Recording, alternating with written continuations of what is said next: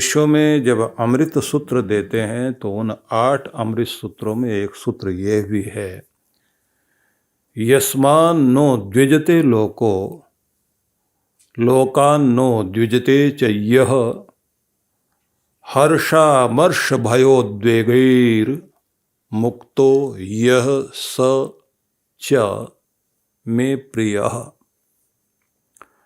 वह व्यक्ति यस्मात् न उद्विजते लोकः, जिससे कोई लौकिक प्राणी उद्वेग को प्राप्त नहीं होता, बेचैन, भड़कता नहीं, दुखी नहीं होता, और जो न तो किसी को दुखी करता और न किसी से दुखी होता,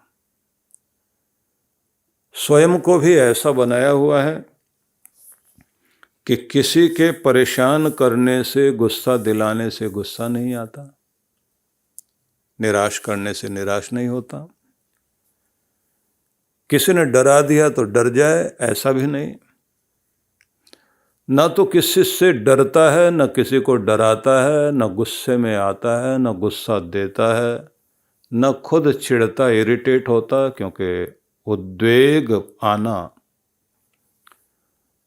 अनेक तरह से उद्वेग हमारे जीवन में आते हैं जो हमारे व्यक्तित्व को प्रभावित करते हैं। कृष्ण भगवान कहते हैं मेरे प्यारों की एक पहचान ये भी है, ना तो वो चिढ़ते, न चिढ़ाते, न खुद इरिटेट होते, न दूसरों को इरिटेट करते, न खुद भड़कते, न भड़काते, न खुद क्रोध में आते, न दूसरों को क्रोध में डालते, न कटु वचन बोलते हैं, न कटु वचन किसी के सुनकर खुद को दुखी करते। वे ऐसे लोग हैं हर्ष अमर्ष भय उद्वेग से मुक्त। अब ये शब्द ध्यान दीजिए कि ना तो बहुत किसी चीज को पाकर इतने हर्षित हो जाते कि अपनी खुशी खुशी में दूसरों को दुखी कर दें, सबको चिढ़ाते हुए, परेशान करते हुए घूमें, न अमर्ष में। अमर्ष शब्द का अर्थ होता है वह ईर्ष्या से युक्त क्रोध, अंदर से दुर्भावना है, जलता है दूसरों से और क्रोध करते हुए दूसरों को परेशान करता है। ईर्ष्या में बदले की भावना, गुस्सा, इनको मैंने चिढ़ाना है, इनके सामने दिखाना है, इन सबको पता लगना चाहिए कि मैं क्या हूं। तो इस तरह की जो उद्वेग की भावना है उसको अमर्ष कहा गया। फिर अगला शब्द उन्होंने कहा भय, क्रोध भी, हर्ष भी, ईर्ष्या भी, भय भी, जितने ऐसे अनर्थकारी उद्वेग हैं, ये एक ऐसे तूफान हैं जो प्रत्येक व्यक्ति के अंदर भरे रहते हैं। भगवान ने एक स्थान पर और कहा काम एष क्रोध एष रजोगुण समुद्भव। जब अर्जुन ने ये पूछा अथ केन प्रयुक्तो यम पापम चरति पुरुष अनिच्छन्नपि वार्ष्णेय बलादेव नियोजित। हे कृष्ण मुझे बताओ कि व्यक्ति न चाहते हुए भी पाप कर देता है, ऐसे जैसे कोई जबरदस्ती उसे खींच कर ले गया हो, बोलना नहीं चाहता कड़वा, निकल जाता है मुंह से, गुस्सा नहीं करना चाहता, गुस्सा हो जाता है, उद्वेग में आ जाता है। ये होता क्यों है? भगवान ने कहा काम एष क्रोध एष रजोगुण समुद्भव। व्यक्ति की जो राजसिक वृत्ति होती है, स्वभाव बन जाता है, उसके कारण काम क्रोध आदि विकार जो है तूफान की तरह व्यक्ति के अंदर से प्रकट होते हैं और वो इस तरह से बहा ले जाते हैं कि हम लोग अपने आप को संभाल नहीं पाते, क्योंकि हमारे अंदर के उद्वेग हमें इस तरह से चलाते हैं जैसे कोई नदी में तूफान आ जाए, मतलब बाढ़ आ जाए और वो कैसे खींच कर ले जा रही हो, आसपास की चीज़ों को बहा कर ले जा रही हो, ऐसे प्रवाह में हम लोग आ जाते हैं। कृष्ण भगवान ने ये कहा कि तुम्हारे व्यक्तित्व में ये बात नहीं होनी चाहिए जो मुझे पसंद नहीं है कि वो लोग मुझे पसंद नहीं आएंगे। जिन लोगों के जीवन में खुद भी दुखी रहना, दूसरों को दुखी करना, क्रोध में रहना, दूसरों को क्रोध में डालते रहना, ईर्ष्या द्वेष का संसार बसा लेना और उसी में पूरी जिंदगी व्यतीत करना। एक शब्द और प्रयोग उन्होंने किया, उद्वेग। उद्वेग में यहाँ प्रयोग हुआ है चिंता से संबंधित। चिंता का उद्वेग भी बहुत बड़ा होता है, क्योंकि यह एक ऐसी चीज होती है जो आपके प्राण शक्ति को निरंतर नष्ट कर रही होती है। इसे कहा गया है कि बिल्कुल इस तरह होता है जैसे आप देखते हैं ना कि धुआं हो और धुएं में आदमी घुट रहा हो, तो धुएं में घुटता हुआ आदमी, उसका सांस भी रुक जाता है, दिखाई भी कुछ नहीं पड़ रहा होता। किसी कमरे में बहुत ज़्यादा धुआं भरा हुआ हो तो उस धुएं की स्थिति में आप देखिए कि ऐसी स्थिति हो जाती है, घुटन, दिखाई भी कुछ नहीं पड़ रहा, आंख में आंसू हैं और गला रुंधा हुआ है, जान निकलने को। तो चिंता बिल्कुल ऐसे करती है। चिंता ज्वाला शरीर वन, दावा लग लग जाए और अंतर न प्रगटे, जिसमें कहा गया है कि यह एक ऐसी चीज है जो अंदर है लेकिन बाहर से दिखाई नहीं देती कि आदमी चिंता में है। इसके अंदर धुंध है या धुआं है। ऐसी एक, जैसे चारों तरफ से आप देखते हैं ना कि जो आग दावानल जिसे बोलते हैं, वो घेर ले जंगल को, तो जंगल की आग ऐसी आग होती है जिसको कहा जाता है चारों तरफ से घेरा बना लेती है। बीच में खड़ा हुआ आदमी सोचता रहता है कि इधर भागूंगा तो मैं बच जाऊंगा, लेकिन जब वो आगे जाता है तो देखता है वहाँ भी आग लगी हुई। और दुखद बात क्या है कि वो धीरे धीरे बढ़ते बढ़ते जहाँ व्यक्ति खड़ा होता है वहाँ आती जाती है। कि चिंता बिल्कुल इसी तरह से है। बाहर धुआं न संचरे और अंतर धुंधिया है। बाहर जो है धुआं दिखाई नहीं दे रहा, चिंता का धुआं बाहर निकलता हुआ नहीं दिखाई देता, और अंतर धुंधिया है, और व्यक्ति का अंदर जो है इतना धुएं से भरा पड़ा है कि सांस लेना भी मुश्किल है। तो ये भी एक ऐसा उद्वेग है जिसे कहा जाता है कि चिंता बिल्कुल दीमक की तरह होती है। दीमक जो है देखने में तो बहुत छोटा सा कीड़ा है और लगी हुई दिखाई भी नहीं देती। पता तो तब लगता है कि जिस पिलर में लग गई या दरवाजे में लग गई, वो दरवाजा गल के गिर पड़े। किसी पेड़ के अंदर लगी हुई दीमक, जिसे बड़ी बड़ी आंधियां नहीं तोड़ पाए, तूफान नहीं तोड़ पाए, 100 150 वर्षों के पेड़ हैं। कई देशों में आप देखिए जा करके कि वहाँ 4 आदमी हाथ लगाए इतना गोल घेरे वाला, डाए वाला पेड़ वहाँ देखने को मिलता है। आकाश को छूते हुए पेड़ होते हैं, 70-80 फुट ऊंचे तक, मतलब 7-8 मंजिल तक के पेड़। अब इतने ऊंचे ऊंचे पेड़ हैं और आंधी तूफान से गिरे नहीं, लेकिन दीमक लग जाए तो उखाड़ कर गिरा देते हैं। ऐसे कोई आदमी कितना भी बड़ा सेनापति रहा हो, कितना भी बहादुर रहा हो और बड़े बड़े युद्ध जीते हों, बड़ी बड़ी समस्याओं का समाधान किया हो, लेकिन उसकी जिंदगी में चिंता लग जाए तो युद्ध तो उसको गिरा नहीं पाया, बाहर की लड़ाई उसे मार नहीं पाई, अपनों के कारण या अपनी किसी परेशानी के कारण चिंता लग जाए। बाहर से तो दिखाई देगा आदमी ठीक है, लेकिन अंदर से इतना खोखला हो जाएगा कि कब गिर पड़े, कब बेचारे को कौन सा एक झटका लगे और वो कहानी खत्म हो जाए। इसलिए ये बड़े भयंकर उद्वेग हैं। चिंता से मुक्त होने के भी तरीके हैं, लेकिन इस समय वो विचार नहीं करेंगे तो उत्सुकता, व्याकुलता, चिंता और किसी भी प्रकार का दुख, उस सब को एक शब्द में कहा गया, उद्वेग। का ये जो उद्वेग गिनाए हैं, जिनमें हर्ष है, क्रोध है, भय है, व्याकुलता है, चिंता है, ये हमारे चित्त में खलबली मचा देते हैं और ये भगवान से जुड़ने नहीं देते। कोई भी व्यक्ति ध्यान करने बैठेगा तो चिंता वाली चीजें पहले याद आती हैं और बचना भी मुश्किल है। जहाँ जाओ वहीं पर वही चीज सामने आती जाती है।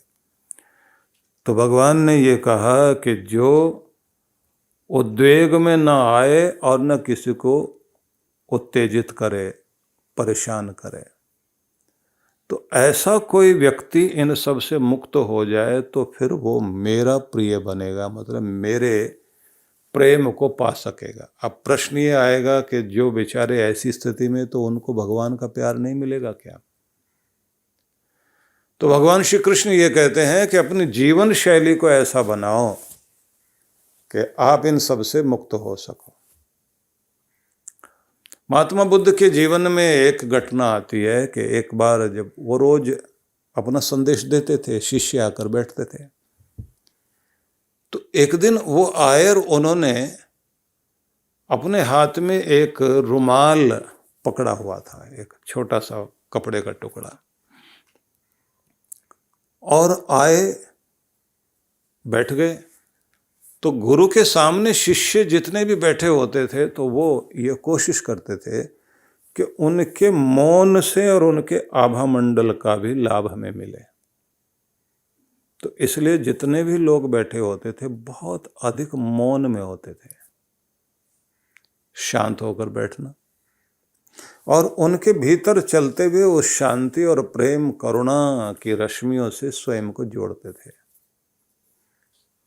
ये महसूस करते हुए कि हम उस युग में हैं जब हमारे सद्गुरु हमारे सम्मुख हैं, हमारे बुद्ध हमारे सम्मुख हैं, और उनके अंदर बहता हुआ जो अध्यात्म है, उनके अंदर बहता हुआ जो अमृत है, वह जब अपनी रश्मियों के साथ में बाहर प्रकट होता है तो उसका प्रभाव हमें भी मिल रहा है। इसलिए देखने में आता था कि 10-10 हजार लोग बैठे हुए हैं और वहां सुई के गिरने की भी आवाज आ जाए, इतना मौन। लोगों को बैठना आना चाहिए कि गुरु की शरण में बैठें तो कितने शांत हो जाएं, कितने मौन हो जाएं, क्योंकि मौन में ही आपकी आत्मा जो है वो गहराई में जाती है। मौन की अपनी एक ध्वनि है जो आपकी जिंदगी को धन्य करती है। मौन जितना आपके जीवन में घट जाए। तो बुद्ध आए और वो आकर शांति से बैठे, और जैसे बैठे तो अब सबको लग रहा था कि अब कुछ कहेंगे। तो उन्होंने वो रुमाल जो हाथ में ले रखा था, उस रुमाल को पकड़ा और उसमें गांठ लगाई, कसा उसको, फिर गांठ लगाई, फिर लगाई, 5-7 गांठें लगाते ही चले गए, और फिर उसको खींचे। तो सभी देखने लगे कि थोड़े से बेचैन हो रहे हैं। तो एक शिष्य ने खड़े होकर पूछा कि प्रभु कुछ हम करें? उन्होंने कहा मैं ये खोलना चाहता हूं। तो खींचने लगे। तो एक ने हंस करके कहा महाराज ऐसे खींचने से तो ये और गांठें मजबूत हो जाएंगी। तो बुद्ध ने सबकी तरफ देखा, देखने के बाद कहा अब इस रुमाल को तुम देख रहे हो, इस कपड़े को, ये पहले भी ऐसा ही रहा है और अब भी ऐसा ही है, इसमें क्या अंतर तुम लोगों को महसूस हुआ? तो सबने कहा कि महाराज जैसा ये पहले था है तो अभी वैसा ही, लेकिन अगर बारीकी से देखें तो अंतर तो आ गया। लेकिन फिर भी कहें तो रुमाल ही है, नाम भी वही है, आकार प्रकार भी वही है, लेकिन गांठें आ गई हैं। अच्छा अब ये भी बताओ कि ये खुलेगा कैसे? मैं खींच रहा हूं, खींचने से खुल जाएगा या नहीं? तो सब ने कहा खींचने से तो और ये गांठें मजबूत हो जाएंगी। फिर उन्होंने कहा अच्छा खोलने का तरीका बताओ। इन्होंने कहा कि एक शिष्य ने खड़े होकर कहा कि पहले ये देखा जाए, गांठ पर गांठ लगी हुई और सबको जोड़ दिया गया, एक दूसरे के साथ ऐसे बांध दिया गया, तो पहले इसको देखना पड़ेगा कि कहाँ से गांठ लगी है, कैसे लगी, और जैसे लगी है वैसे इसको खोलना पड़ेगा। मतलब पहले कारण ढूंढना पड़ेगा, उलझे कहाँ पर हैं। तो उन्होंने कहा कि चलो खोल के देखो। अब गांठें इतनी मजबूत लगी हुई थी तो जो जल्दबाजी करे तो वो और ज्यादा उलझ जाए। इन्होंने पूछा कि कोई आसान तरीका बताओ। तो एक शिष्य खड़ा हुआ, उसने खड़े होकर कहा महाराज एक तो जल्दबाजी नहीं करनी चाहिए, उतावलापन नहीं चाहिए, प्यार से देखकर धीरे धीरे धीरे धीरे ढीला करना चाहिए। एक गांठ ढीली होगी उसे खोलेंगे, फिर दूसरी की तरफ जाएंगे, और जहां आखिरी वाली गांठ लगी शुरुआत वहां से करनी चाहिए और फिर पहले वाले पर जाना चाहिए। बुद्ध ने कहा तो फिर आज का उपदेश इतना ही है। अब वो सब बोले कि हमको तो समझ में नहीं आया। बुद्ध ने कहा कि लोग मेरे पास आकर ये कहते हैं हम बहुत गुस्से में रहते हैं, तो आप हमारा गुस्सा दूर कर दो। कुछ कहते हैं हम बहुत चिंता करते रहते हैं, हमारी चिंता दूर हो जाए। कुछ लोग आकर ये कहते हैं हमको बहुत दुखी रहने की आदत पड़ गई, तो आप हमारा दुख दूर कर दो। लेकिन कोई ये नहीं तैयार है कि ये दुख आया कैसे, ये क्रोध तुम करते क्यों हो? कोई भी कारण ढूंढने को तैयार नहीं है। किसी का भी अगर अहंकार है तो अहंकार का कारण क्या? क्रोध तुम्हें आता रहता, तो कारण क्या है? मूल तक तो तुम नहीं जाते हो। ये गांठें तुम्हारी जिंदगी में, तुम परेशान हो तो परेशान हुए क्यों? बार बार अगर बीमार पड़ते हो तो बीमारी का कारण क्या है? मैंने ज्यादातर लोगों को देखा वो आकर ये तो कहते हैं कि परिणाम मिल जाए, लेकिन मूल तक जाने को, कारण खोजने को तैयार नहीं है। और फिर जब कारण तक पहुंच जाएं, क्योंकि पहले तो गांठों को देखना है, कारण ढूंढो, उपाय ढूंढो, और फिर उनको उतावलेपन से नहीं खोलना, धीरज रखकर धीरे धीरे, क्योंकि एक दिन में पड़े हुए मुसीबतों की गांठें जो तुम्हारी जिंदगी में पड़ गई हैं, जिन उलझनों में उलझ गए वो एक दिन में तो नहीं खुल जाएंगी, एक समय में तो, एक झटके में तो नहीं हो जाएंगी। धीरे धीरे उनको पहले समझो, फिर खोलना शुरू करो और अपनी समस्याओं का समाधान करोगे। जब तक कांटा निकलेगा नहीं तुम्हारा दर्द दूर होगा नहीं। तुम सोचते हो कि बस ऐसी चीजें ठीक हो जाएं, पहले कांटा तो निकालो, वो डंग तो बाहर निकालो जिसके कारण तुम्हें ये परेशानी है, वो कारण तो बाहर आना चाहिए ना। दूसरी बात उन्होंने कहा कि लोगों को जैसे रुमाल देखने में लग रहा है कि है तो वही का वही, वैसे ही कपड़ा है, लेकिन नाम भी वही है पर गांठें हैं। ऐसे प्रत्येक व्यक्ति का नाम कोई भी हो, चेहरा कोई भी हो, लेकिन जिसके भी अंदर गांठें लग गए वो वैसे रूप में नहीं रह गया। गांठ में पड़ा हुआ आदमी परेशान रहेगा ही रहेगा हर समय। कारण ढूंढो, बीमार हो रहे तो क्यों, दुखी हो रहे तो क्यों, गुस्सा आता है बार बार तो क्यों आता है, तुम निराश हो जाते हो तो क्यों हो जाते हो, तुम्हारी जिंदगी में आलस्य है तो क्यों है। पहले कारण ढूंढिए, और कारण ढूंढने के बाद अगला काम तुमने क्या करना है, उस कारण के साथ साथ उसे निकालने के लिए धैर्य के साथ में अपना काम करते चले जाओ। जब आप अपनी समस्या का समाधान करना चाहते हैं तो ये बात ध्यान रख लीजिए, धीरज नहीं खोना चाहिए और कारण भी ढूंढिए और अक्ल लगाइए, विवेक चाहिए। जब तक आप विवेक का प्रयोग नहीं करेंगे तब तक बात बनेगी नहीं। तो इसलिए ये बात ध्यान रख लीजिए कि प्रत्येक व्यक्ति उत्तेजित होता है किसी के भड़काने से, किसी के निराश करने से, किसी के डराने से हम लोगों के ऊपर प्रभाव आता है। डरा हुआ आदमी डर में बैठा हुआ भगवान का बार बार नाम तो जरूर लेगा, लेकिन ध्यान उसका अपने डर पर रहेगा, भगवान में नहीं रहेगा। क्रोध वाला व्यक्ति अपने आप को ध्यान में बैठाना चाहे, भजन में बैठाना चाहे, तो ये बात ध्यान रख लीजिए कि उसका ध्यान टिकेगा नहीं, क्योंकि जब तक चित्त, हमारा मन मस्तिष्क जब तक उद्विग्न है, बेचैन है, शांति नहीं आएगी जब तक, तब तक हम भगवान के ध्यान में नहीं जा सकते। इसलिए पवित्रता और शांति की